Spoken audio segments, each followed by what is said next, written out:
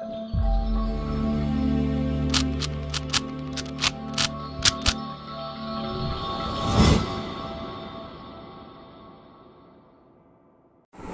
guys, welcome to Viva Classes. I hope you like my videos. If you like my videos, please like, share and subscribe our channel. जैसा कि हमारा one shot videos चल रहा है series, आज हम लेकर आए हैं issue of debenture full chapter एक ही वीडियोस में। जो भी इसके अंदर कंसेप्ट्स हैं उनको फटाफट से आप रिवाइज करके अपने क्वेश्चन स्टार्ट कर सकते हैं, या अगर आपने ऑलरेडी क्वेश्चन कर लिए हैं और आप पेपर में जाने वाले हैं तो भी आप इस वीडियो को देख सकते हैं। दोनों ही पर्सपेक्टिव से बहुत इंपॉर्टेंट वीडियो है ये। चलिए क्या क्या टॉपिक है तो हमने पार्ट्स में डिवाइड करा है। पार्ट 1 में सबसे पहले हम बताएंगे इशू ऑफ डिबेंचर की journal entry. Basic issue of debenture की जर्नल एंट्री क्या होती है लमसम के केस में और इंस्टॉलमेंट के केस में। तो लमसम का केस क्या होता है कि जब आपका 100 रुपए का शेयर है, डिबेंचर है, तो उसे 100 रुपए में ही इशू कर दिया गया, एक ही बार में पेमेंट ले लेना, दैट इज व्हाट लमसम।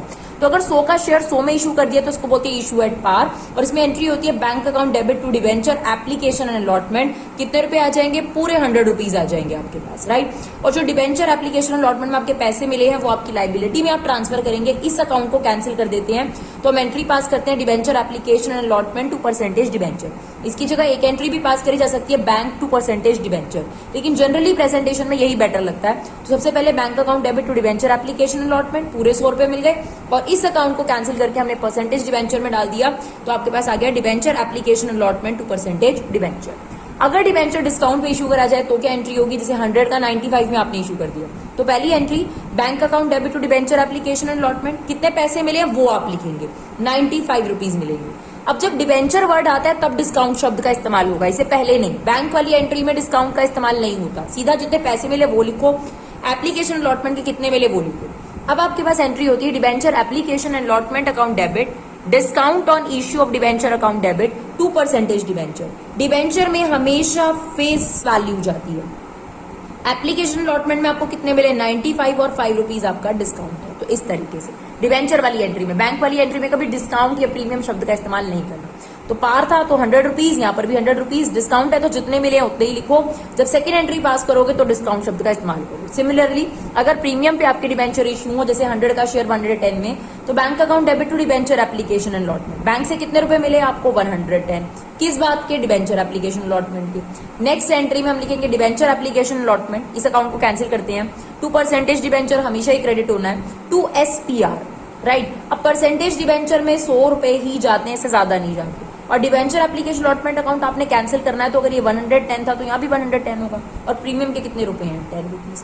अगर नंबर ऑफ डिबेंचर्स दे रखी हो तो आप इनसे क्या कर दीजिएगा, मल्टीप्लाई कर दीजिएगा। तो ये है आपका पूरा का पूरा issue of debenture by lump sum method, par से, डिस्काउंट से और प्रीमियम से। अब हम देखते हैं इंस्टॉलमेंट्स में अगर ये क्वेश्चन आए तो कैसे डील करना है। देखिए अब इंस्टॉलमेंट में मान लेते हैं कि 100 रुपीज का शेयर है, एप्लीकेशन पे 50 रुपीज है, अलॉटमेंट पे 30 रुपीज है, और फाइनल कॉल 20 रुपीज की है, कुल मिलाकर आपके पास 100 रुपीज हो गए। अब पार का केस लेते हैं सबसे पहले, तो एंट्री हो जाएगी bank account debit to debenture application, कितने रुपए 50 रुपीज, एप्लीकेशन आपकी 50 रुपीज की है। ये जो एप्लीकेशन के पैसे हैं इसे आप डिबेंचर अकाउंट में ट्रांसफर करेंगे, तो ये account debit to debenture 50 rupees. ये पहला स्लॉट खत्म हो गया एप्लीकेशन का। फिर अलॉटमेंट में पहले ड्यू करते हैं, तो debenture allotment to percentage debenture, कितने रुपए की अलॉटमेंट है 30 रुपीज की, तो यहाँ पर 30 रुपीज की अलॉटमेंट लिखी। फिर रिसीव कर लेंगे, तो bank account debit to debenture allotment receive हो गई हमको, ठीक है जी। उसके बाद फाइनल कॉल ड्यू करेंगे, तो फाइनल कॉल जब हम ड्यू करेंगे तो फाइनल कॉल कितने रुपए की आपके पास 20 रुपीज की, तो यहाँ पे लिखेंगे debenture final call to percentage debenture 20 rupees. जब रिसीव करेंगे तो bank account debit to debenture final call rupees, right. तो ये आपके पास लमसम इंस्टॉलमेंट में आपके पास पार के केस में क्वेश्चन हो गया bank account debit to debenture application, application के पैसे, debenture application to percentage debenture, और डिबेंचर अलॉटमेंट ड्यू कर ली हमने परसेंटेज डिबेंचर 30 रुपए से, फिर हमने रिसीव कर लिया, फिर हमने फाइनल कॉल ड्यू करी और फिर फाइनल कॉल रिसीव करी। अगर यही क्वेश्चन आपके पास प्रीमियम पर हो तो सिर्फ जो सेकंड स्लॉट है वही बदलेगा, क्योंकि ज्यादातर अगर कुछ नहीं मेंशन होता तो डिस्काउंट और प्रीमियम अलॉटमेंट पर होता है, लेकिन जिसपे भी वो डिस्काउंट या प्रीमियम है उसकी एंट्री को आपने चेंज करना है, राइट। तो हम जनरली एज्यूम करके चलते हैं कि कुछ नहीं दे रखा तो आपके पास ये जो सेकंड स्लॉट होता है अलॉटमेंट वाला उसी में आपका प्रीमियम है। तो मान लीजिए कि आपका डिबेंचर जो है 100 का 105 में इशू करा गया, तो आपकी फर्स्ट एंट्री सेम होगी, ये जो 5 रुपए का प्रीमियम है हम ये मान लेंगे अलॉटमेंट पर है, ठीक है ना। तो आपकी पहला ब्लॉक ठीक bank account debit to debenture application 50 रुपए, debenture application to percentage debenture, लेकिन जो थर्ड और फोर्थ एंट्री है वो चेंज हो जाएगी। हम एंट्री करेंगे debenture allotment account debit to percentage debenture to SPR. अब अलॉटमेंट हो जाएगी 35 की, जिसमें परसेंटेज का फेस वैल्यू जो है 30 है और प्रीमियम आपका 5 रुपीज है। और जब आप अलॉटमेंट रिसीव करेंगे तो कितना रिसीव होगा? 35 रिसीव होगा, राइट। बस प्रीमियम जहां भी हो वहां पर आपके पास इस तरीके से एसपीआर क्या हो जाएगा? आपके पास क्रेडिट, और बैंक की एंट्री में आपको टोटल पैसा मिलेगा इंक्लूडिंग प्रीमियम, राइट। अगर फाइनल कॉल पे मिला है तो फाइनल कॉल में 5 रुपए ऐड कर देते। Debenture final call to percentage debenture to SPR, तो 25, 20 और 5 लिख देते। और bank account debit to debenture final call 25 लिख देते। अगर एप्लीकेशन पे आपको प्रीमियम मिल जाता तो हम एंट्री करते bank account debit to debenture application 55 से, और यहाँ एंट्री करते debenture application to percentage debenture to SPR, right. 55, 50 और 5। तो जहां पर भी आपको प्रीमियम मिल रहा है वहां पर आपने डिबेंचर वाली एंट्री के साथ, परसेंटेज डिबेंचर वाली एंट्री के साथ एसपीआर लिख देना और बैंक वाली एंट्री में पूरा लिखना है, राइट। अगर यही डिबेंचर डिस्काउंट पे इशू, मान लीजिए 100 का डिबेंचर 95, सेम फर्स्ट लॉट पे कोई फर्क नहीं पड़ा, हम ये मान के चलते हैं कि डिस्काउंट इसी में होगा अलॉटमेंट पे, तो आपकी एंट्री क्या हो जाएगी? इस एंट्री में बदलाव आ जाएगा। परसेंटेज डिबेंचर वाली एंट्री में ही प्रीमियम आता है और इसी में ही आपके पास डिस्काउंट भी आता है, तो हम लिखेंगे discount on issue of debenture account debit, debenture allotment account debit to percentage debenture. अब डिस्काउंट कितने का है? 5 का। अलॉटमेंट कितने की हो जाएगी आपके पास? 25 की। और लेकिन जो डिबेंचर है उसमें पूरी फेस वैल्यू आती है। अब आपको बैंक से अलॉटमेंट के पैसे कितने मिलेंगे? 25 और 25, राइट। और अगर आपको ओवर सब्सक्रिप्शन का क्वेश्चन आ जाए इसके अंदर, अंडर सब्सक्रिप्शन का आएगा, फिर तो जितने शेयर कम है उसी से आपको एंट्री करनी है।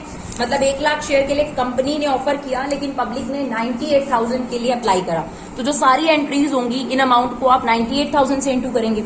लेकिन अगर कंपनी ने 1 लाख शेयर के लिए बोला और कंपनी के पास आ गए 1,50,000 शेयर्स, राइट, ओवर सब्सक्रिप्शन हो गया, तब 3 बातें हो सकती हैं। या तो कंपनी इनको पैसा रिफंड कर देगी, तो अगर रिफंड कर देगी तो आप निकाल लेना बैंक से 50,000 इंटू कितने रुपए का एप्लीकेशन है? 50 रुपए का, तो ये हमारा क्या कर दिया जाएगा? रिफंड कर दिया जाएगा 25 लाख रुपए।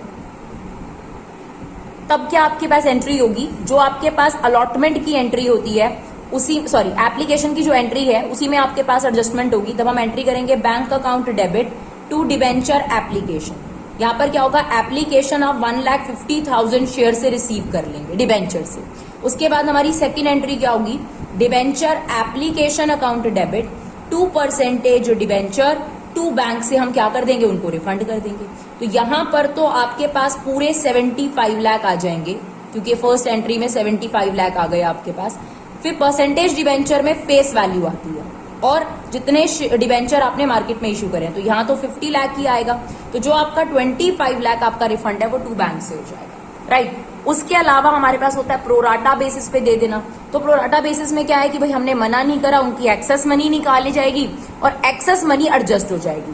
तब हम एंट्री करेंगे debenture application to percentage debenture to bank to debenture allotment का अगर एक्सेस आया तो डिबेंचर अलॉटमेंट, और अगर उसके भी आगे आया है तो डिबेंचर फाइनल कॉल या फर्स्ट कॉल जो भी। तो इस तरीके से अगर आपके पास प्रोराटा आता है तो आपने उसको डील करना है, right.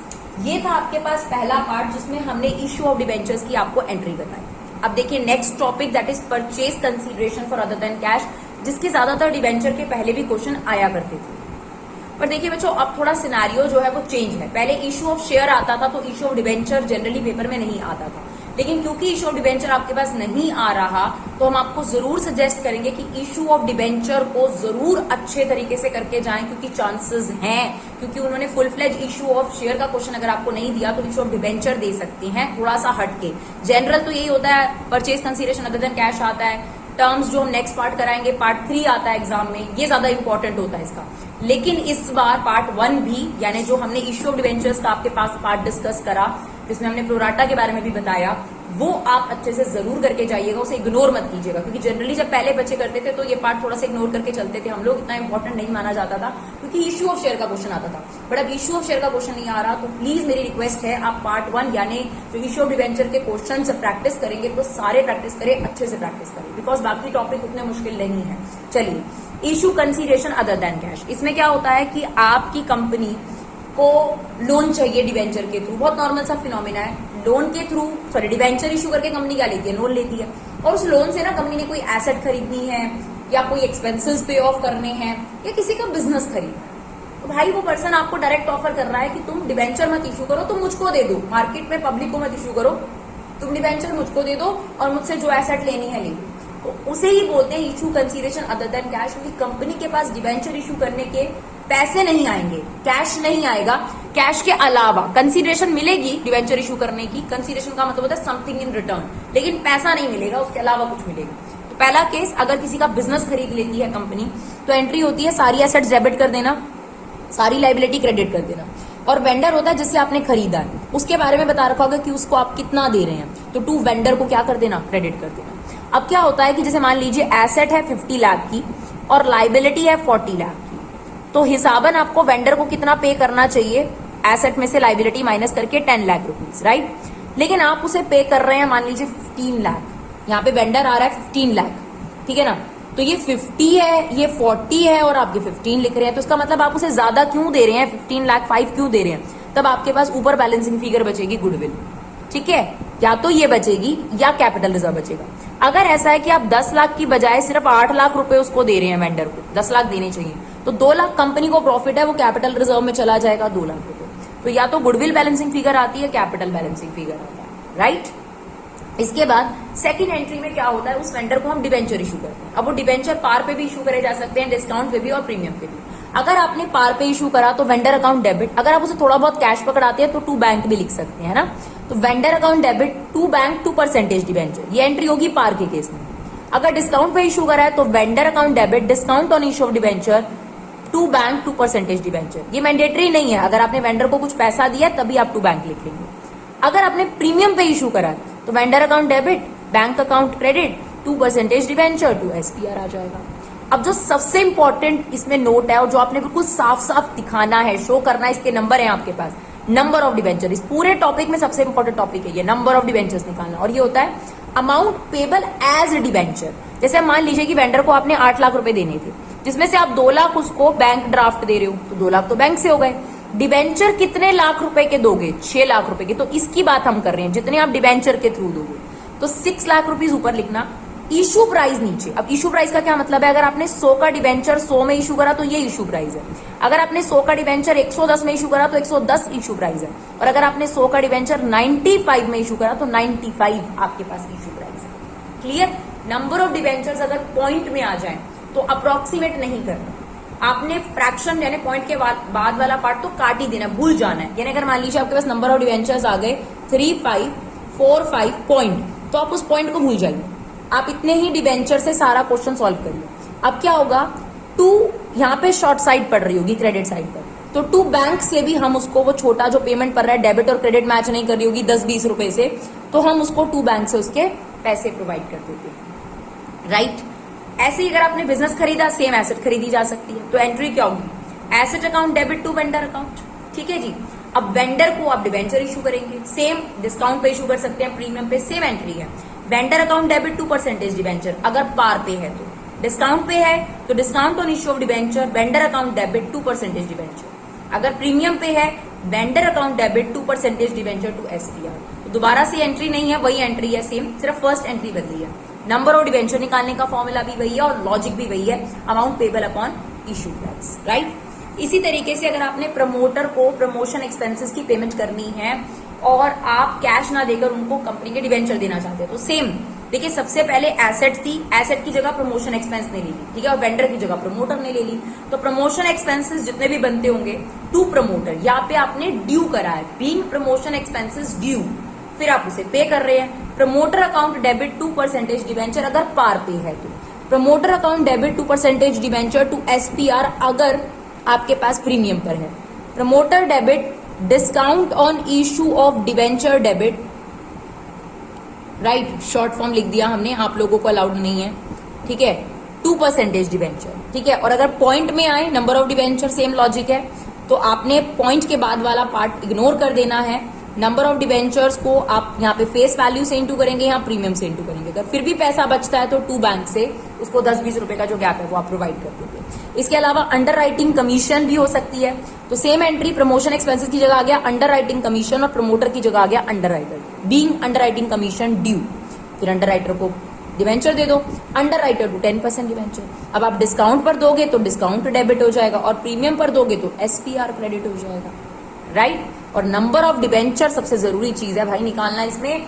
Amount payable as a debenture, यानी आपने अंडर राइटर को डिवेंचर के तौर पे कितने देने हैं। अब सेम यही बात है कि अंडर राइटिंग कमीशन बनी थी 5 लाख, उसमें से 2 लाख आप उसको कैश दे रहे हो, तो underwriter to cash 2 lakh तो कैश हो गया ना, 3 लाख रुपए ही आप डिवेंचर के तौर पे दे रहे हो, तो 3 lakh divided by issue price, ये होते हैं आपके पास इश्यू प्राइस। 100, 95 या 100 है, उससे डिवाइड करेंगे आपके पास आंसर आ जाएगा। उसके बाद आप नंबर ऑफ डिवेंचर से इशू कर दीजिए। बस इस बात का ध्यान रखिए कि परसेंटेज डिवेंचर में फेस वैल्यू आती है, दिस वन हमेशा।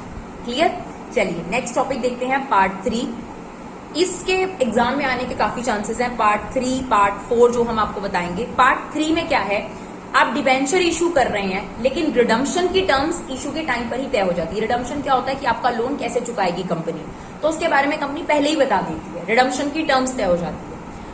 तो सिर्फ एक ही चीज पर मेन प्रॉब्लम है, जब कंपनी रिडम्पशन प्रीमियम पर करती है। देखिए जब आप रीपेमेंट करते हैं 2 ही ऑप्शन है, या तो आप उनके पैसे जितने लिए थे उतने चुकाएंगे, या जितने लिए थे उससे ज्यादा चुकाने का वादा करते हैं प्रीमियम पर, इसको बोलते हैं प्रीमियम पर। डिस्काउंट पे कभी रीपेमेंट नहीं होती, अगर होगी तो डिवेंचर वाले आपको लोन ही नहीं देंगे भाई, कि भाई तुम मेरे को पैसा ले रहे हो, मेरा पैसा मुझको कम दोगे, तुम जाओ, तुमको देना ही नहीं हमको लोन, ठीक है ना। तो जो रिडम्पशन होती है वो पार पर और प्रीमियम पर। रिडम्पशन मतलब रीपेमेंट, जब आप उनका पैसा चुकाओगे तो उनको पहले से ही बता दोगे ना इशू के टाइम पर कि सर अभी इशू तो पार, प्रीमियम, डिस्काउंट तीनों पर हो रहा है, लेकिन जो रिडम्पशन है वो इन्हीं 2 तरीकों से होगी। तो इसमें कोई टेंशन नहीं है हमको, सिर्फ इसमें टेंशन है जब आप आज ही ये बात तय कर रहे हो कि जब आप इनको कल को पैसा चुकाओगे तो हर 100 रुपए के बदले में 10 रुपए एक्स्ट्रा पे करोगे। इंटरेस्ट नहीं है ये, इंटरेस्ट तो आप साल भर दे ही रहे हो, अपार्ट फ्रॉम दैट आप उनको फेस वैल्यू से एक्स्ट्रा पैसा दो। तो ये नुकसान कंपनी को इशू के टाइम पर ही पता चल गया है ना, कि हमको फ्यूचर में इस पैसे के लिए जुगाड़ करना है, 10 रुपए एक्स्ट्रा देने हैं उनके लिए, तो उनसे 100 रुपए ही है ना, लेकिन देने उनको 110 रुपए हैं। तो जो 10 रुपए एक्स्ट्रा देने हैं उसका जुगाड़ हमें पहले ही करना है, इसी को बोला जाता है loss on issue of debentures. तो इसी को लेकर बस इंपॉर्टेंट पर्सपेक्टिव है, बाकी कोई टेंशन नहीं है आपके पास। जहां ये आएगा ना रिडम्पशन में, वहीं पर आपको एंट्री पर ध्यान देना है। तो सबसे पहले 6 केसेस है इसमें, 6 केसेस मत याद रखो, आप ये याद रखो कि क्वेश्चन कैसे डील करना है। आपको एंट्री किस बात की करनी, याद रखिएगा इशू की। रिडम्पशन की एंट्री नहीं कर रहे हो आप, इशू की। रिडम्पशन की एंट्री कैसे होती है, डिवेंचर होल्डर टू बैंक, है ना, कि हम उनको पेमेंट कर रहे हैं, लेकिन यहाँ पर डिवेंचर की एंट्री नहीं है, पेमेंट की एंट्री नहीं है, यहाँ पर इशू की एंट्री है। तो पहला केस है, अगर इशू पार पर और रिडम्पशन पार पर, जब तक रिडम्पशन पार पे है टेंशन ही मत लो, इसके बारे में देखो ही मत, सीधा इशू की एंट्री पास करो। तो इशू की एंट्री पास करते हैं, लमसम वाला, bank account debit to debenture application allotment 100 rupees आ गए, simple. Debenture application to percentage debenture, issue की एंट्री पास कर, ठीक है ना। सेकंड केस आया, इशू डिस्काउंट पर है, रिडम्पशन पार पर है। जब तक रिडम्पशन पार पे टेंशन मत लो, यानी ये वाला जो पेज है ना, इस पे अपन को टेंशन ही नहीं है, क्योंकि मैंने तीनों ही केस में रिडम्पशन पार पे लिया। तो इशू पार पे है तो पार की एंट्री कर दो, डिस्काउंट है तो डिस्काउंट की एंट्री, प्रीमियम है तो प्रीमियम की एंट्री कर दो। जब तक रिडम्पशन प्रीमियम पे नहीं होती तब तक टेंशन नहीं है। तो इशू की एंट्री क्या होती है, bank account debit to debenture application allotment 95 rupees आ गए, discount on issue of debenture 5 rupees, debenture application में आ गए 95 और परसेंटेज डिवेंचर में 100 रुपए आ गए, सिंपल। फिर आ गया प्रीमियम पे आप इशू कर रहे हो, रिडम्पशन फिर से पार पे है, जब तक रिडम्पशन पार पे टेंशन ही नहीं। तो ये केस देखा जाए तो ये 3 केस तो आप कट कर सकते हो, इन 3 केसेस में आपको कुछ नहीं ध्यान रखना। तो जो नेक्स्ट पेज पे 3 केस हैं वो आप अपने पास लिख कर रख सकते हैं और याद रख सकते हैं। इसमें तो इशू की एंट्री पास करनी है, क्या दिक्कत है। तो चलिए 100 की चीज 110 में इशू कर दी, bank account debit debenture application allotment, कितने रुपए मिले हैं आपको, 110 रुपए। अब इसका बाइफर्केशन दो, डिवेंचर एप्लीकेशन अलॉटमेंट हमें 110 की मिली है, जिसमें फेस वैल्यू के 100 रुपए मिले और प्रीमियम के 10 रुपए। क्लियर। अब नेक्स्ट पेज देखो, जिसमें रिडम्पशन हम लेंगे तीनों ही केस प्रीमियम का, ठीक है ना। अब फिर से लेंगे issue at par, issue at discount, issue at premium, लेकिन रिडम्पशन तीनों में क्या हो गई, fix, that is at premium. चलो इशू एट पार ले रहे हैं हम लोग, ध्यान से देखना, इशू एट पार ले रहे हैं, रिडम्पशन प्रीमियम। अगर आपको ये नोट्स चाहिए तो इंस्टाग्राम पर हमने इसे पूरा अपलोड किया हुआ है, आप वहां से नोट्स जो हैं वो स्क्रीनशॉट्स ले सकते हैं। तो इशू आपके पास 100 का 100 में है, पार है, रिडम्पशन देखिए यहाँ पर प्रीमियम करोगे। तो यहाँ पर हमको एक एक्स्ट्रा काम करना है, पहले क्या करो, जितना इशू का आपको आता है वो एंट्री करो, इसके बारे में बाद में बात करूंगी। तो एंट्री हो गई bank account debit to debenture application allotment 100 rupees, ठीक है। Debenture application 100 to percentage debenture, ये एंट्री आपने पास कर दी। फिर हमने ग्रीन पेन से इसको इसलिए लिखा है क्योंकि हम इसको लिखते ही बाद में है, जब हमने इशू की एंट्री पास कर ली, उसके बाद हम इस 5 रुपए को क्या करते हैं, यहां पर एंट्री में इसको इंक्लूड करते हैं, मर्ज करते हैं। क्या लिखते हैं, loss on issue of debenture, कि भाई हमको इशू के टाइम पर ही पता चल गया कि हमारा 5 रुपए का नुकसान होने वाला है फ्यूचर में, तो loss on issue of debenture. और ये हम किस प्रिंसिपल पे रिकॉर्ड करते हैं, जिसको बोलते हैं आपके पास कंजर्वेटिज्म प्रिंसिपल या प्रूडेंस प्रिंसिपल, जो कहता है ऑलवेज एंटिसिपेटेड फॉर लॉसेस। अगर फ्यूचर में कोई लॉस होने वाला है तो उसके लिए अभी से प्रिपेयर हो जाओ। इसीलिए आपने लिखा loss on issue of debenture account debit. इसी के लिए, क्योंकि एंट्री तो कंप्लीट है, इसी के लिए क्रेडिट में नाम लिख दो premium on redemption of debenture 5 रुपए। तो पूरी इशू की एंट्री पास कर ली, फिर डेबिट साइड पे loss on issue of debenture merge कर दिया और नीचे उसके लिए पूरा नाम दे दिया premium on redemption of debenture. बस सभी में हम यही करेंगे, देखिएगा, ठीक है। फिर हम नेक्स्ट में आ गए, नेक्स्ट केस में आ गए, इशू डिस्काउंट पे रिडम्पशन प्रीमियम पे। दोनों नुकसान भाई, लेते वक्त 5 रुपए कम ले रहे हो और जब आप पेमेंट करने की बारी आ रही है कह रहे हो 10 रुपए ज्यादा देंगे, 15 रुपए का नुकसान है देखा जाए तो, है ना, क्योंकि डिस्काउंट देना इशू के टाइम पे एक नुकसान है और रीपेमेंट के टाइम पर एक्स्ट्रा देना ये भी अपने आप में एक नुकसान है। चलो पहले इशू की एंट्री पास करो, बिना इसको देखे, टेंशन मत लो इसकी। एंट्री करो, bank account debit to debenture application allotment 95, now discount on issue debenture 5 rupees, debenture application allotment 95 2% debenture. देखिए ब्लैक पेन से मैंने अपनी इशू की एंट्री पास कर दी। फिर बस जो ये 10 रुपए का नुकसान है ना रिडम्पशन का, इसके लिए डेबिट और क्रेडिट में नाम लिख दिया loss on issue of debenture 10 रुपए, premium on redemption of debenture 10 रुपए, खत्म बात, ठीक है ना। तो सिंपल सा लॉजिक है। इसके लिए आपने इशू की एंट्री पास करने के बाद डेबिट और क्रेडिट में अलग अलग मर्ज करनी है एंट्री। उसके बाद लास्ट केस है, प्रीमियम पर आप इशू कर रहे हैं और रिडम्पशन भी प्रीमियम पे कर रहे हैं, लेकिन ये जो प्रीमियम है ये फायदा है, क्योंकि लेते वक्त आप ज्यादा ले रहे हैं, 5 रुपए एक्स्ट्रा ले रहे हैं शेयर होल्डर डिबेंचर होल्डर से, तो ये फायदे वाली बात है। लेकिन जब आप उनको रिफंड करेंगे, उनकी रीपेमेंट करेंगे, तो 10 रुपए उनको एक्स्ट्रा दे रहे हैं, ये नुकसान है। तो इसको हम बाद में ही कंसीडर करते हैं, आप पहले इसकी एंट्री पास करो। Bank account debit to debenture application 105 रुपए, इसी 105 रुपए की एंट्री करो, debenture application allotment 105 to debenture 100 rupees to SPR 5 रुपए। ये करने के बाद ये जो 10 रुपए का नुकसान है इसे ऊपर और नीचे मर्ज कर दो, तो loss on issue of debenture account debit to premium on redemption debentures 10 रुपए, राइट। तो ये एक इंपॉर्टेंट टॉपिक है जो एग्जाम में ज्यादातर इस चैप्टर में से पूछा जाता है। तो मैं तो आपको यही सजेस्ट करूंगी कि आप सिर्फ जो ये 3 केसेस हैं इन पर ज्यादा ध्यान दीजिए, क्योंकि बाकी जो 3 केसेस हैं उनमें तो आपके पास सारा का सारा इशू की एंट्री पास करिए, तो ये 3 केसेस को आप अपने पास बनाकर रिवाइज कर सकते हैं। चलिए देखते हैं पार्ट 4। अब आपके पास जो इंटरेस्ट बनता है डिबेंचर होल्डर का, उस पर भी आपके पास एंट्री आ सकती है। तो इंटरेस्ट से रिलेटेड क्या एंट्री होती है, हर साल आपको ऐसे बताया होगा कि हर साल के एंड में इंटरेस्ट दिया जाएगा, या सेमी एनुअली इंटरेस्ट दिया जाएगा, या मंथली इंटरेस्ट दिया जाएगा। तो आपने काम करना है, जो भी फेस वैल्यू है, जैसे 100 रुपए का एक डिबेंचर है और आपको 10% दिया हुआ है, या चलिए 12% दिया हुआ है, ठीक है, आपको ये दे रखा है और कहता है मंथली इंटरेस्ट है, तो फिर 1/12 कर दीजिएगा। अगर वो कहता है सेमी एनुअली इंटरेस्ट है तो 6/12 कर दीजिएगा, और अगर एनुअल इंटरेस्ट है फिर तो 12 रुपए इंटरेस्ट आ गया। क्लियर। सबसे पहले पर डिबेंचर इंटरेस्ट निकाल लो, फिर नंबर ऑफ डिबेंचर से इंटू कर लेना, टेंशन नहीं रहेगी। 100 रुपए का 12% पूरे साल का आएगा, अगर मंथली है तो 1/12 कर देना, अगर आपको सेमी एनुअली चाहिए तो 6/12 कर देना, क्वार्टरली चाहिए तो 3/12 कर देना, और अगर कुछ भी नहीं चाहिए तो 12 रुपए ही है। और अगर 12 रुपए का इंटरेस्ट हर साल जाता है तो हर साल आपके पास ये एंट्री होगी 4।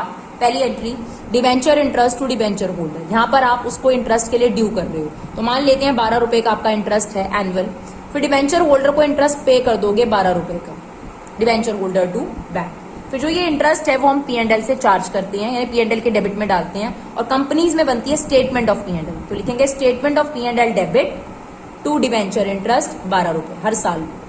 इसके अलावा जो आपने डिबेंचर इशू के टाइम पे अभी अभी इससे पिछले वाले पार्ट में लॉस देखा, डिस्काउंट देखा, असलियत में तो जो ये डिस्काउंट है और जो प्रीमियम ऑन रिडम्पशन है ये पूरा का पूरा ही लॉस है आपके पास, आप इसे इकट्ठा भी लॉस लिख सकते हैं, कोई दिक्कत नहीं है, वो भी सारा स्टेटमेंट ऑफ P&L से आप चार्ज करोगे। तो statement of P&L to loss on issue of debenture to discount on issue of debenture, but इस पर मैं मार्क लगा रही हूँ क्योंकि इसको लेकर कि ये जो लॉस है कैसे राइट ऑफ होता है, क्या ये सिर्फ स्टेटमेंट ऑफ P&L से राइट ऑफ होता है, तो इसको लेकर हम अगले पार्ट में आपको समझा रहे हैं। तो ये वाली जो एंट्री है थोड़ी फ्लक्चुएट कर सकती है, जरूरी नहीं है P&L से ही आप ये राइट ऑफ करो, सिक्योरिटी प्रीमियम रिजर्व से भी राइट ऑफ हो सकता है, तो वो हम अभी आपको पार्ट 5 में बताने वाले हैं। लेकिन ये 3 एंट्रीज आपकी क्लियर हैं, debenture interest to debenture holder to bank, और जो डिबेंचर को इंटरेस्ट दिया साल भर में, अगर आपने 3 बार दिया, 4 बार दिया, जितनी बार भी दिया, टोटल करिए statement of P&L to debenture interest 12 रुपए। फिर हम आपको लॉस को राइट ऑफ करने की भी एंट्री सिखा रहे हैं 4th पार्ट को, इसको आप अभी अच्छे तरीके से पार्ट 5 में देखिए। तो चलिए,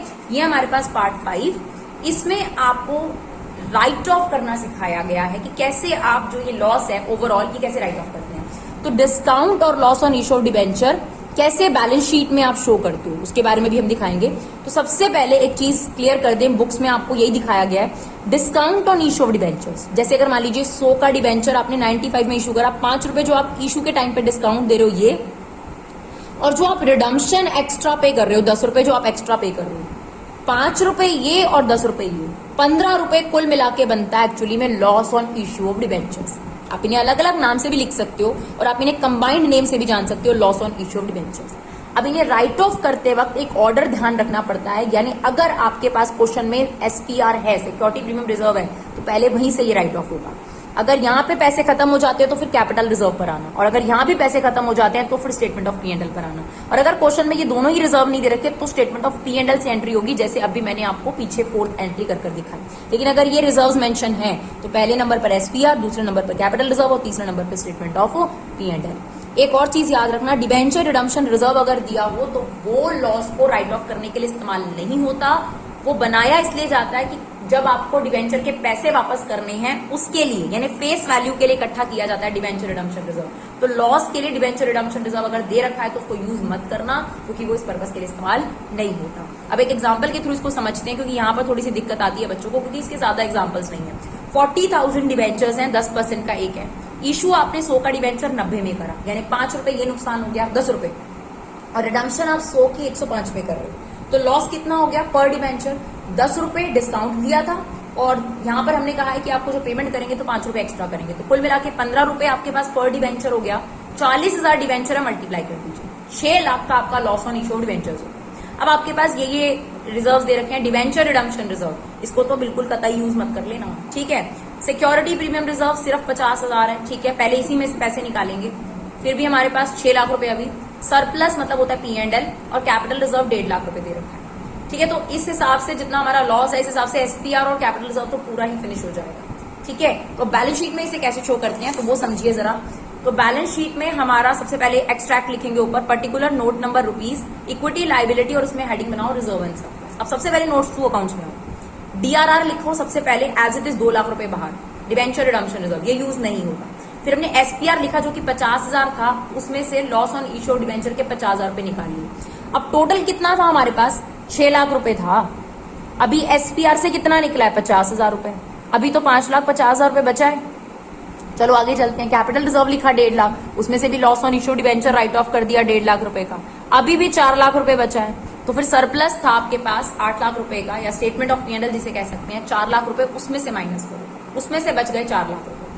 तो एसपीआर खत्म हो गया, कैपिटल रिजर्व खत्म हो गया, लेकिन आपके पास सरप्लस बचा है 4 लाख का और डीआरआर 2 लाख का। तो रिजर्व एंड सरप्लस में इसका टोटल आ जाएगा आपके पास 6 लाख रुपए। तो ये था आपका पूरा चैप्टर, हर एक टॉपिक को कवर करता हुआ। आई होप आपको हमारी वीडियो यूजफुल लगी हो। अपना कीमती समय निकाल कर इसे शेयर जरूर करिए। Thank you so much guys for love and support. Keep supporting युवा क्लासेस।